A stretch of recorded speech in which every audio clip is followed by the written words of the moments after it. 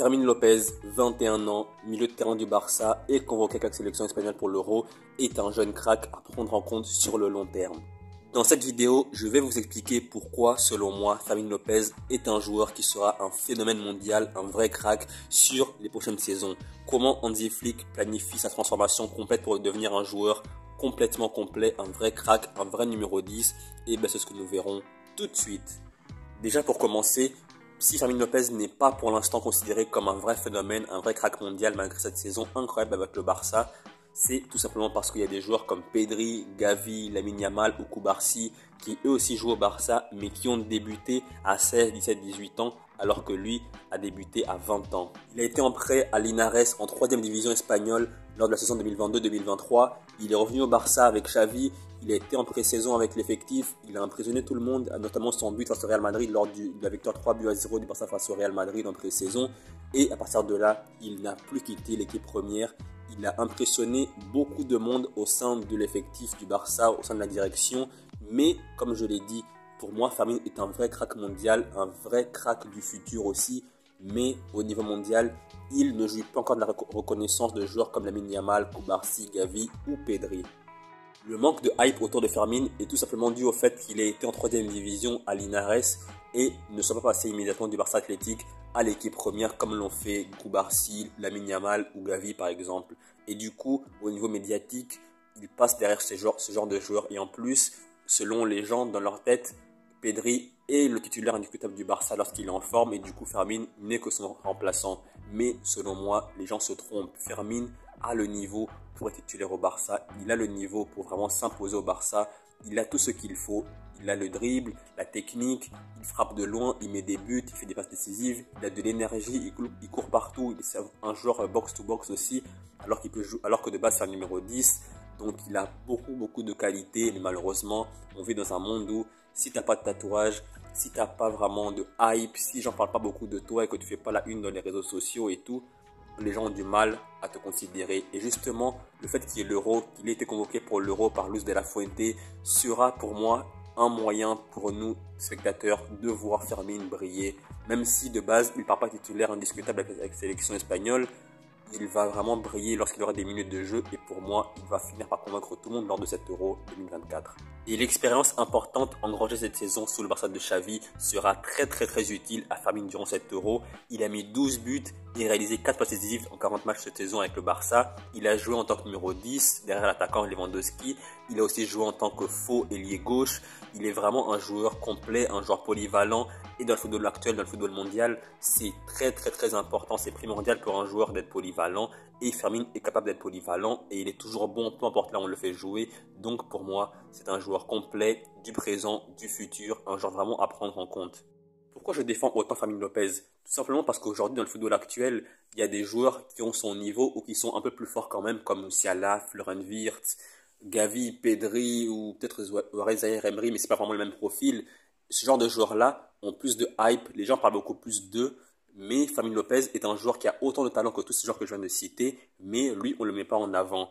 Et en plus, un joueur qui va en prêt du Barça en 3e division et revient au Barça briller, être l'un des top 3, top 5 joueurs de la saison du Barça, c'est vraiment pas monnaie courante. On a vu des joueurs fameux au club comme Victor Valdés, Messi, Pedro, Busquets, Puyol, Xavi, Iniesta et compagnie, et même ceux que j'ai cités en début de vidéo comme Cubarsí, Lamine Yamal ou Gavi, qui n'ont pas été en prêt, qui ont immédiatement transité entre l'équipe réserve à l'équipe première. Et donc Fermín, c'est vraiment un cas spécial, un joueur qui est parti en prêt, en 3e division. En plus, comme je l'ai dit, il revient au Barça et il brille. Et il fait partie des meilleurs cette saison au Barça. Il a vraiment du mérite donc pour moi. Et en plus, il a autant de talent que des joueurs comme Florian Wirtz, comme des Musiala qui sont des numéros 10 purs, comme des Pedri. Mais Fermín López, comme il ne jouit pas de cette reconnaissance mondiale, pour moi, du coup, c'est pour cette raison-là que je le mets en avant, parce que pour moi, c'est vraiment un joueur très sous-coté et qui a tout pour briller au Barça et qui peut même être titulaire au Barça malgré la présence de joueurs comme Gavi, Pedri ou De Jong. Lorsque l'on voit à quel point dans le monde du football, les places sont chères, c'est vraiment compliqué d'être un joueur important dans une équipe qui, en plus, est l'une des meilleures du monde comme le Barça. Fermín López a pleinement profité des absences de certains joueurs cadres de l'effectif pour s'imposer, pour briller. Les blessures, plusieurs fois cette saison, de Pedri, les absences de Jean-Félix, les quelques blessures de Lewandowski ou ses méformes, lui ont permis de jouer beaucoup cette saison et même à des positions qui ne sont pas la sienne de base. Il a joué plusieurs fois en tant que faux ailier gauche alors que de base c'est un numéro 10 et malgré tout il a toujours brillé, que ce soit en sortie de banc ou en étant titulaire, il a toujours brillé. Il a vraiment été exceptionnel, notamment en deuxième partie de saison où il a vraiment été très très très bon, notamment au niveau statistique. Un but toutes les 170 minutes de jeu, c'est vraiment une statistique incroyable pour un milieu de terrain du Barça. En plus, au Barça, on sait que les milieux de terrain n'ont pas vocation à frapper de loin. Peut-être que Gundogan, c'est une exception, mais de base, les milieux de terrain du Barça, que ce soit Gavi, Pedri, De Jong ou d'autres, n'ont en général pas envie de frapper de loin, alors que Fermin, lui, il s'en fiche, il prend des risques, il ose, il a du courage, il frappe de loin, il met des buts, il fait des assists. Donc vraiment, c'est un milieu de terrain complet. Il n'a que 21 ans.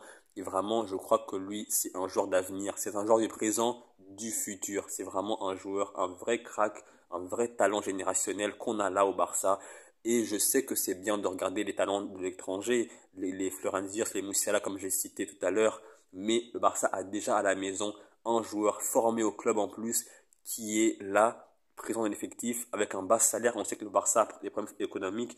Et du coup, le Barça a un joueur jeune, 21 ans, qui n'a pas un gros salaire et déjà dans son effectif, dans l'équipe première, c'est vraiment un avantage incroyable pour le Barça. Et donc Fermin est un joueur à prendre en compte, à considérer beaucoup plus, à voir ce qui va se passer sous Hansi Flick cette saison 2004-2025 qui arrive au Barça. Avec l'arrivée d'Hansi Flick au Barça, les cartes sont redistribuées. On sait que son schéma tactique préféré, c'est le 4-2-3-1 et du coup, il y aura un numéro 10 derrière Lewandowski en numéro 9. Donc, Pedri et Fermin seront probablement les deux joueurs qui vont se battre pour la place de numéro 10 au Barça. Après un euro que j'espère réussi pour les deux, Pedri et Fermin, on verra qui des deux va s'imposer au Barça en tant que numéro 10. Mais je pense que vraiment c'est du 50-50 parce que Pedri, il est extrêmement bon et on le connaît tous, il n'a rien à prouver. Mais vraiment, il a tendance à se blesser trop souvent, alors que Fermin, pas du tout. Il est toujours là, il est toujours régulier, il se blesse jamais et il est performant. Donc ce sera vraiment très très très intéressant de voir ce que ça va se passer cette saison avec Hansi Flick au Barça.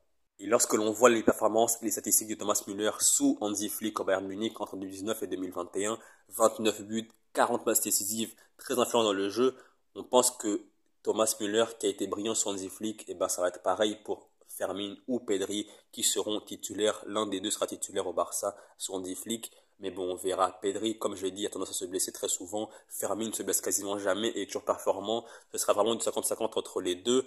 J'espère que le Barça va en profiter parce qu'au final, qui est une concurrence saine entre deux joueurs jeunes, très talentueux, très prometteurs, et ben c'est que du bon pour le Barça sur le moyen et long terme. Mais si je crois autant en Fermin et que je le trouve trop sous-coté, trop mis en retrait par rapport à des joueurs comme Pedri, Musiala ou Wirtz, c'est parce que Fermin a démontré qu'il est capable non seulement d'être très bon sur le terrain et de performer au niveau statistique, et ben lui, il pressionne, il met vraiment la pression aux adversaires, que ce soit aux défenseurs, au milieu de terrain, et ce, durant tout le match. Durant 90 minutes, il est toujours là pour presser, il a toujours de l'énergie, et ça, c'est une qualité, par exemple, que Pedri n'a pas. Pedri n'est pas capable de défendre 90 minutes parce que lui, physiquement, il ne tient pas, alors que Fermin, lui, il peut, il tient.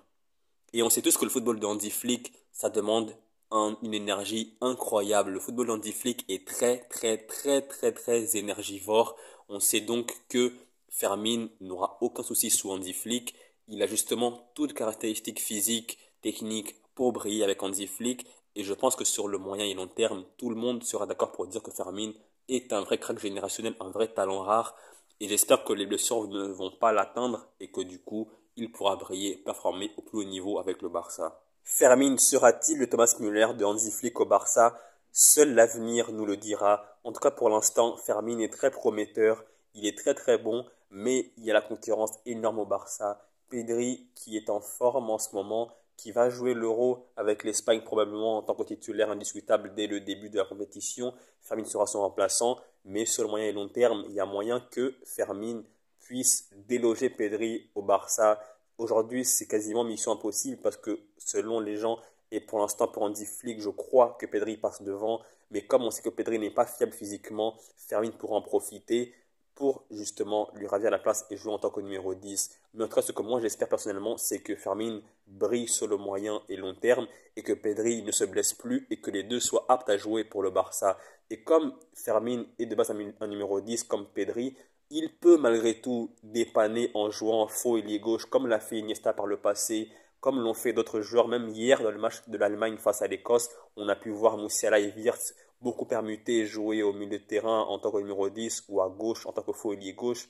Donc Fermin aussi est capable de faire ça parce qu'il est polyvalent. Donc j'espère que pour moi, pour le Barça surtout, Pedri, Fermin puissent être en concurrence saine pour le poste de numéro 10 et que si c'est possible, Fermin joue à gauche en tant que faux ailier gauche et Pedri en numéro 10.